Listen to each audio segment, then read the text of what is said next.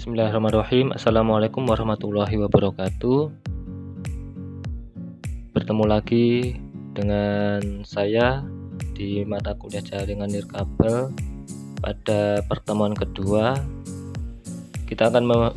pada kali ini kita akan membahas konsep dasar dari jaringan wireless. Jadi kelanjutan dari minggu kemarin atau pertemuan kemarin yang sudah kita bahas masalah apa saja yang akan kita pelajari di mata kuliah jaringan nirkabel ini. Silahkan bagi yang belum menyimak, silahkan disimak di materi yang pertama. Baik, untuk pertemuan kedua ini konsep dasar jaringan wireless. Sebelum itu saya akan memberikan pengantar ya. Jadi pengertian dari jaringan wireless atau jaringan nirkabel itu apa sih? Jadi merupakan sebuah kumpulan device yang terinterkoneksi membentuk jaringan, saling bertukar informasi dan memakai daya bersama melalui media transmisi nirkabel. Jadi sudah jelas ya, jadi jaringan wireless atau nirkabel nanti sebuah jaringan yang tidak memerlukan kabel ya.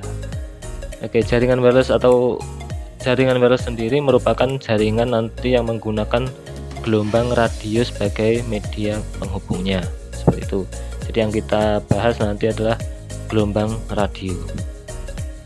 Oke, perkembangan jaringan wireless sendiri seperti apa sih? Jadi sebenarnya jaringan wireless ini sudah lama.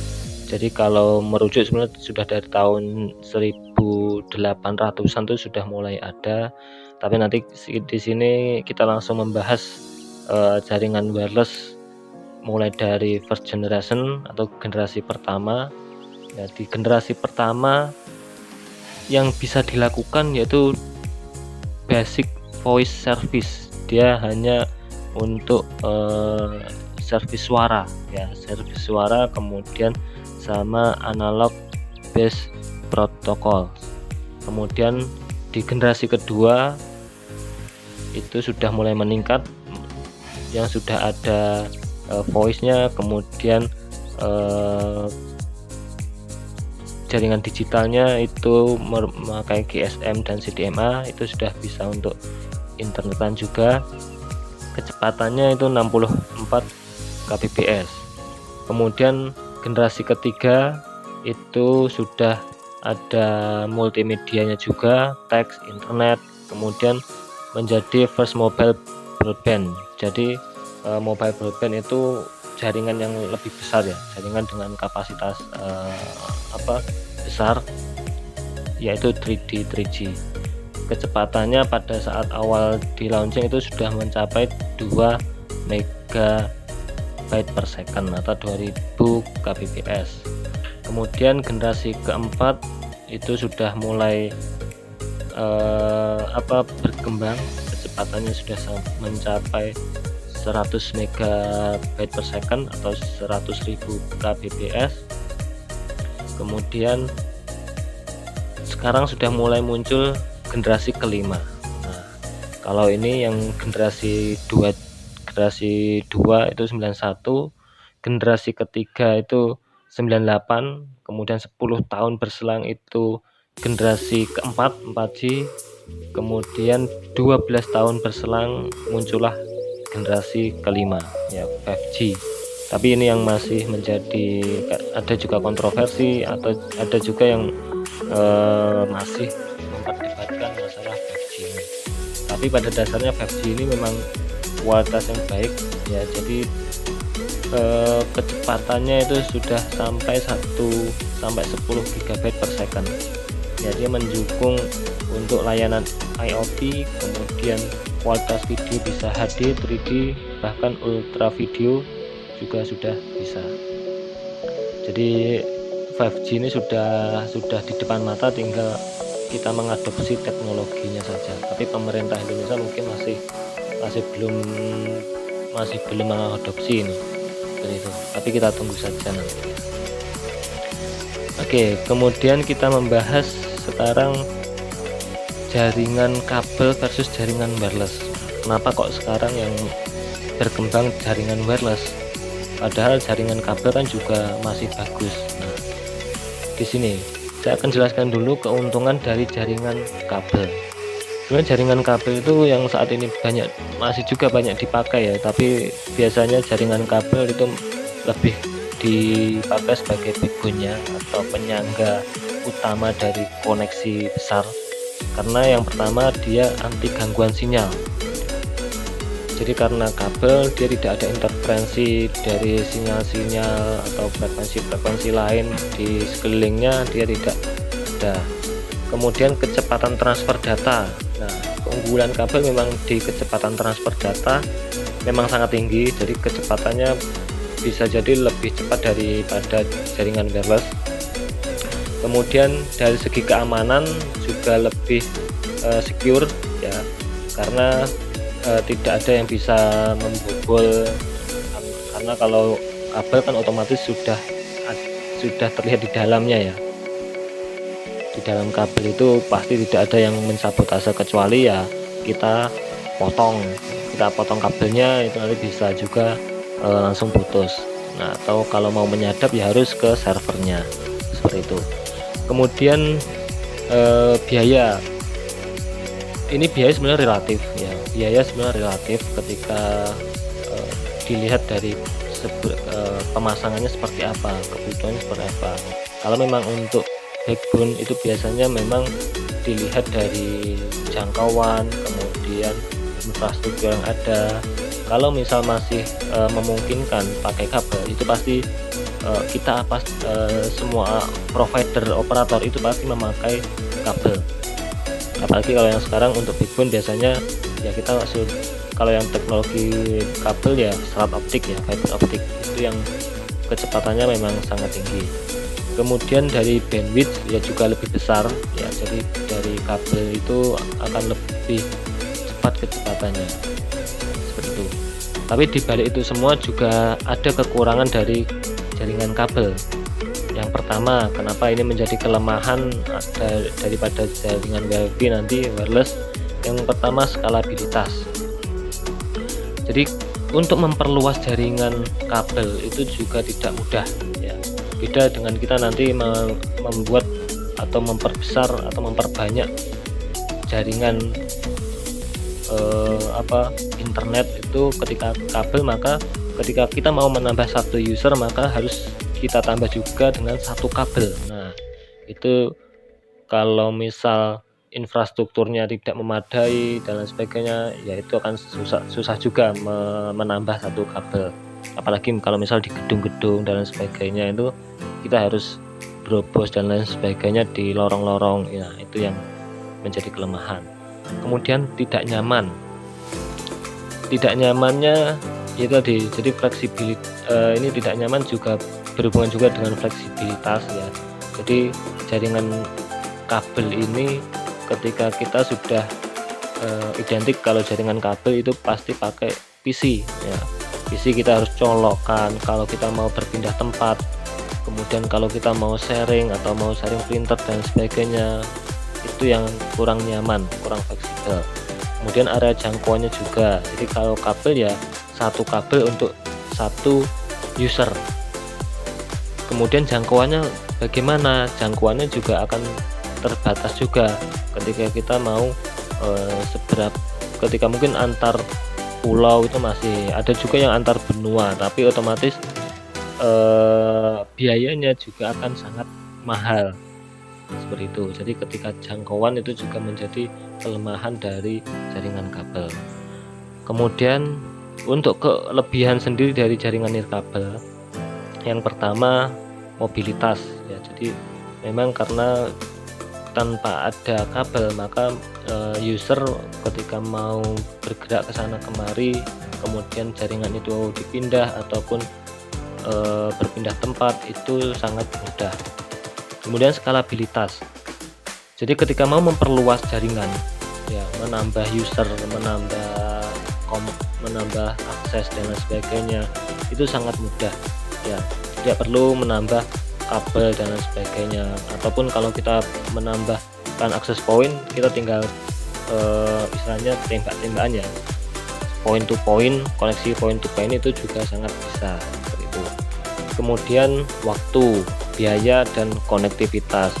Waktu pemasangan, waktu instalasi itu juga lebih cepat kita memasang jaringan wireless ya daripada jaringan kabel. Karena jaringan wireless ketika kita sudah menemukan poin titiknya, kita tinggal pasang situ, di setting, sudah jadi. Tapi kalau jaringan kabel kita harus membuat roadmapnya dulu, ini kabel ini lewat kemana. Kalau misal menghubungkan antar ruang saja, misal itu jalur kabel itu memang juga harus dilihat, wah ini menarik enggak, berselewaran enggak. Nah itu harus memang dipikirkan betul-betul, terkait juga dengan biaya, kemudian konektivitas seperti itu jaringan nirkabel ya, keunggulannya di situ. Tapi juga kelemahannya di sini juga banyak jaringan nirkabel. Yang pertama, gangguan dari gelombang jaringan. Jadi ketika di frekuensi pasti ada juga itu nanti interferensinya.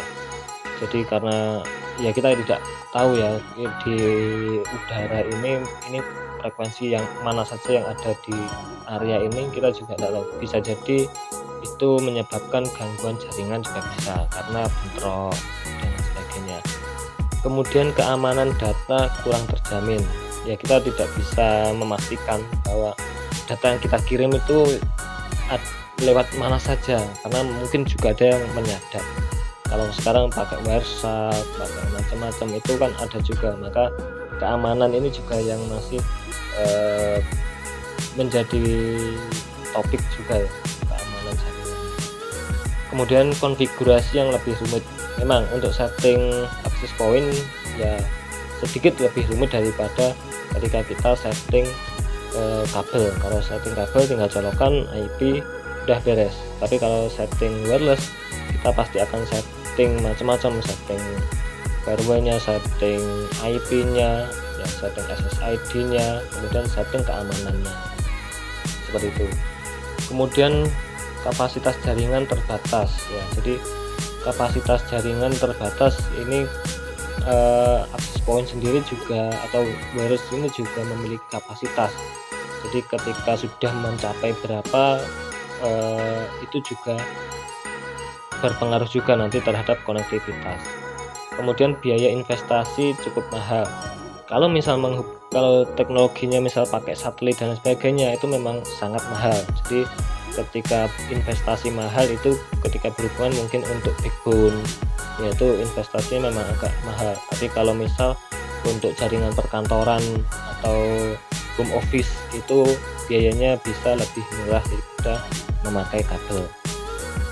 Kemudian tidak stabil dan terpengaruh cuaca, karena sifat ataupun jaringan nirkabel ini menggunakan frekuensi atau menggunakan gelombang elektromagnet. Memang salah satu kekurangannya yaitu ketika cuaca hujan ataupun ada petir itu bisa tidak stabil. Nah seperti itu. Kemudian kapasitas jaringan karena ia terbatas spektrum ya, jadi dia tidak bisa menampung data yang banyak atau bandwidth yang besar, karena di dalam spektrum elektromagnet dia memiliki jalur yang terbatas juga, berbeda dengan misal kabel ataupun fiber optik itu juga berbeda seperti itu. Nah itu beberapa kekurangannya. Tapi dari kekurangan yang banyak tadi, kemudian kelebihan, kenapa kok jaringan wireless yang saat ini berkembang ya, yang banyak dipakai itu memakai jaringan nirkabel. Yang pertama memang itu tadi murah, kemudian kecepatan instalasi, kemudian fleksibilitas, kemudian mobilitas. Jadi saat ini mobilitas orang itu sangat tinggi, dan ditunjang lagi dengan perangkat-perangkat yang sudah memakai wireless semua, memakai smartphone, kemudian laptop, itu yang membuat jaringan kabel tidak begitu diminati kalau untuk mobilitas. Tapi kalau untuk backbone, kalau untuk provider internet yang di kantor-kantor server ya, server besar itu biasanya masih pakai kabel. Tapi kalau untuk kebutuhan sehari-hari, kemudian office, itu biasanya kebanyakan sudah perkantoran di setup untuk memakai jaringan wireless. Oke, kemudian selanjutnya kita membahas kebutuhan pasar. Jadi apa sih yang sekarang tren ya, kebutuhan pasar untuk jaringan wireless dan area pengembangannya kemana? Jadi kalau saat ini kita lihat kebutuhan pasar yang banyak yaitu layanan berbasis lokasi. Bisa kita cek sekarang ya, ada Gojek, adanya paket pengiriman, itu sekarang membutuhkan layanan berbasis lokasi. Itu yang saat ini sedang berkembang dan ke depan juga akan lebih berkembang lagi atau lebih penting lagi penggunaan layanan berbasis lokasi ini, karena orang yang memakai handphone, memakai HP dengan fasilitas adanya GPS dan sebagainya, kita tahu posisi oh ini ada toko di mana, kita bisa mengecek oh ini orang lagi di mana, kita lagi di mana, atau ketika kita mencari sesuatu kita bisa menemukannya berbasis lokasi dengan memakai jaringan wireless itu sendiri. Tapi dengan adanya itu juga maka area pengembangannya juga ke arah keamanan ya. Jadi keamanan informasi dengan mobile DNA ya. Jadi setiap akun apa sih mobile DNA itu? Jadi mobile DNA itu setiap pengguna device itu memiliki kalau DNA itu istilahnya unik ya, sesuatu hal yang unik yang itu nanti tidak bisa dilihat oleh orang umum, tapi yang melihat ini DNA-nya atau ini milik siapa atau informasi ini milik siapa itu hanya orang-orang tertentu. Nah ini juga berkembang juga karena saat ini yang terjadi kita meng-share informasi pribadi itu sudah sangat mudah, atau kita menelusuri orang itu sangat mudah. Nah itu yang nantinya ke depan itu juga menjadi topik penelitian juga nanti yang akan kita bahas setelah ini. Itu akan privasi itu juga sangat penting. Kalau saat ini mungkin kita upload sesuatu hal yang bersifat pribadi di media sosial ataupun itu sangat mudah sekali, tapi nanti di masa depan kita bisa jadi membeli keamanan privasi kita juga, itu bagaimana biar orang lain tidak mengetahui.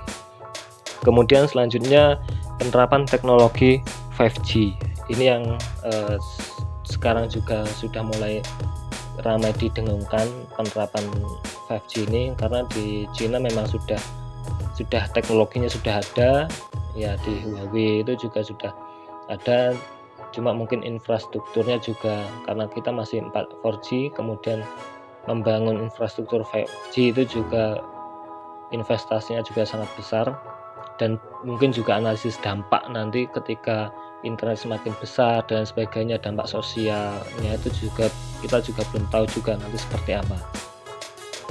Nah dari potensi itu maka kita juga akan mendapatkan potensi penelitian atau potensi riset di bidang jaringan nirkabel ini juga lumayan banyak, terutama yang pertama itu di bidang keamanan ya. Jadi keamanan itu banyak hal yang bisa kita buat untuk topik riset, atau mau kalian buat skripsi juga bisa ya, tentang keamanan itu sangat banyak sekali. Kemudian frekuensi kalau mau suka di fisika otak-atik, nah kita bisa juga otak-atik frekuensi, siapa tahu nanti menjadi penemu di generasi ke-6 ya, 6G.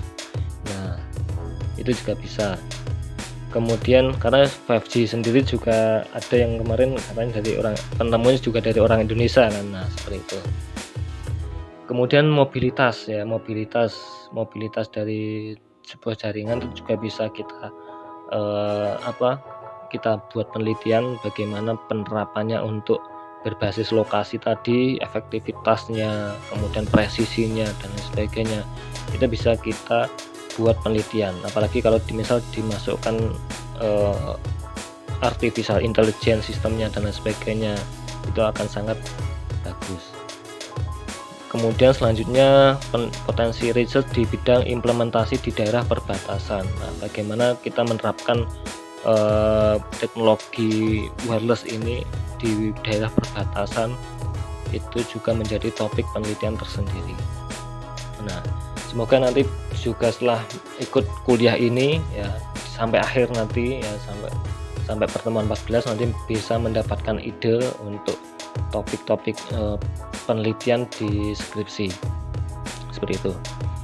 Oke, setelah tadi kita bahas dari tentang wireless sendiri, teknologi wireless, kita akan masuk ke konsep dari jaringan wireless, yaitu yang pertama itu konsep radio. Oke, jadi konsep radio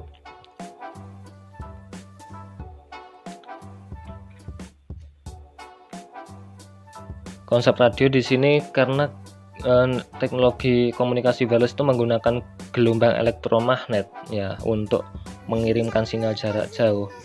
Dari sisi pengguna, sambungan wireless tidak berbeda jauh dengan sambungan jaringan lainnya kayak web browser dan sebagainya. Itu bisa kita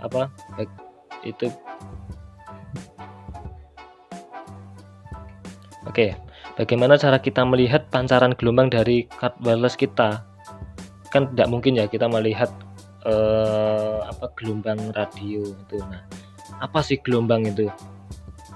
Jadi kalau kita terbiasa dengan getaran, osilasi ya. Nah, ini contohnya dalam animasi ini merupakan contoh gelombang. Nah, ini gelombang seperti ini. Jadi sebuah media atau objek akan berayun secara periodik ya, dengan jumlah ayunan atau siklus tertentu per satuan waktu. Itu yang biasa dinamakan gelombang mekanik. Nah, jadi kita akan membahas kali ini konsep dari gelombang ya, gelombang radio tepatnya. Nah, di sini dari sebuah gelombang itu mempunyai beberapa parameter sederhana, yaitu mulai dari kecepatan, frekuensi, dan panjang gelombang. Jadi hubungannya sendiri antar parameter ini, kecepatan sama dengan frekuensi kali panjang gelombang ya. Jadi kecepatan dari gelombang merambat itu hitungnya adalah frekuensi kali panjang gelombang. Nah, panjang gelombang itu yang mana sih? Nah, panjang gelombang itu atau yang kita biasanya simbolnya disimbolkan dengan lambda ya, lambda seperti ini. Itu adalah jarak yang diukur dari satu titik dari sebuah gelombang ke titik yang sama di gelombang selanjutnya.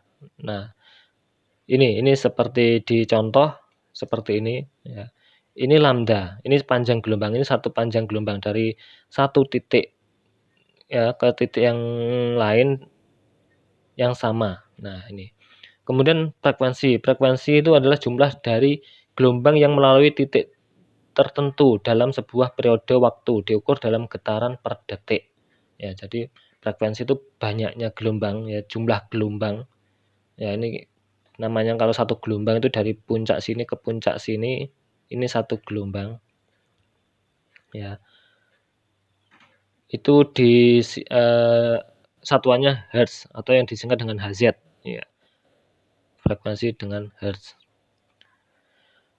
Nah, di sini ada juga yang dinamakan amplituda. Ya, amplitudo kalau dulu kita di zaman SMA itu amplitudo. Amplituda adalah jarak dari pusat gelombang ke puncak tertinggi gelombang. Ya, jarak dari pusat gelombang ke puncak tertinggi dari gelombang. Nah, ini seperti ini di gambar, ini adalah amplituda. Ya, ini amplituda. Kemudian ini panjang gelombang, ini adalah panjang gelombangnya. Dari puncak, misal dari titik puncak sini ke puncak ini adalah panjang gelombangnya. Ya. Kemudian nanti ada frekuensi. Nah, misal ini frekuensi ini misal 1 detik ada berapa gelombang ini? Ini frekuensi. Jadi frekuensi adalah 2 ayunan per detik. Misal 1 detik ini ada 1, 2. Berarti ini 2 ayunan atau 2 gelombang per detik. Maka ini namanya 2 Hz. Oke, sebagai contoh sebuah gelombang di air menjalar pada 1 meter per detik ya, dan berosilasi 5 kali per detik. Maka jadi 1 meter ya, jadi 1 meter per detik itu dia berosilasi. Jadi ada 1 meter itu ada 5 gelombang atau 5 ayunan per detiknya ya. Maka panjang dari gelombang itu adalah 1/5 ya. 1 meter dibagi 1 meter per detik, 1 meter dibagi 5, maka ketemu adalah 0,2 meter, atau panjang gelombangnya itu adalah 20 cm. Jadi panjang gelombangnya ini 20 cm, seperti itu. Oke, bisa dipahami. Jika kurang jelas silahkan ditanyakan ya, silahkan ditanyakan di kolom komentar, ataupun nanti bisa di komentar di Classroom juga bisa, silahkan. Kemudian untuk gelombang elektromagnetik sendiri, jadi kecepatannya itu sudah ditentukan ya. Jadi kalau gelombang elektromagnetik itu kecepatannya itu kecepatan cahaya. Jadi C-nya itu ya, di sini nanti C-nya itu adalah 300.000 km per second, atau 300 juta meter per second, atau sama dengan 3 kali 10⁸. Sorry, ini 10⁸ meter per second. Nah, oke, ini mengingat kembali, ini ada pangkat 10 ya, kelipatan 10 kali ada nano, berarti 10⁻⁹, ada mikro, mili, senti, kilo, mega itu 10⁻⁶, giga itu 10⁻⁹ ya. Jadi kita ambil contoh. Di sini ada frekuensi jaringan wireless ya 802.11b yang memiliki frekuensi 2,4 GHz ya, 2,4 GHz. Kita konversikan ke dalam getaran ya. Jadi kalau 2,4 giga, maka kalau kita konversikan menjadi 2 miliar ini ya. Jadi kali 10⁻⁹ ya, ini 1 miliar, berarti 2.400.000 getaran per detik. Nah, panjang gelombangnya berapa? Kalau kita diminta untuk menghitung panjang gelombang dari frekuensi 2,4, maka bisa kita hitung, yaitu lambda atau panjang gelombangnya sama dengan C per F ya. C tadi kecepatan tadi dibagi frekuensi. Kecepatannya berapa? 3 kali 10⁸ dibagi dengan frekuensinya berapa? 2,4 kali 10⁻⁹ ya. Oke, jadi 3 kali 10⁸ dibagi 2,4 kali 10⁻⁹, maka ketemunya ada 1,25 kali 10⁻⁻⁴ meter, atau kalau kita jadikan senti maka ketemunya adalah 12,5 cm. Jadi frekuensi 2,4 giga itu ketemu panjang gelombangnya yaitu 12,5 cm. Jadi di sini kuncinya nanti kalian harus bisa mengkonversi ini ya. 3 kali 10⁻⁸ ini berarti berapa? Nah, pangkat 6 aja ini, tambahkan 02. Kalau pangkat 9 kan ini. Nah, seperti itu. Oke, bagaimana? Bisa dipahami ya kira-kira? Kalau misal masih belum ada yang ditanyakan atau belum paham, silahkan ditanyakan. Nanti saya akan jelaskan kembali, atau saya akan membalas dari pertanyaan-pertanyaan tersebut. Silakan ya. Mungkin untuk hari ini kita sampai sini dulu. Minggu depan kita lanjutkan lagi pembahasannya masalah gelombang ini. Nanti ada juga polarisasi, kemudian ada noise itu seperti apa, pantulannya seperti apa, pantulan gelombang itu akan kita bahas minggu depan. Oke. Selanjutnya, nah ini tugasnya. Tugasnya sama, hampir sama sebenarnya, hitung-hitungannya nanti coba kalian hitung ya. Jika saya memiliki 2 access point dengan frekuensi masing-masing 5 GHz dan 5,2 GHz, berapa panjang gelombang setiap perangkat tersebut? Silahkan dihitung ya, silahkan dihitung. Kalau misal frekuensinya yang 5 giga itu berapa panjang gelombangnya, kemudian yang 5,2 itu berapa panjang gelombangnya. Silahkan nanti tugas bisa disubmit di Classroom. Saya sudah buatkan assignmentnya nanti di Classroom, silahkan dikumpulkan. Oke, mungkin untuk hari ini kita cukupkan sampai di sini. Silahkan ada yang bertanya, tolong tuliskan di halaman komentar. Ya, ada kurang lebihnya saya mohon maaf. Assalamualaikum warahmatullahi wabarakatuh.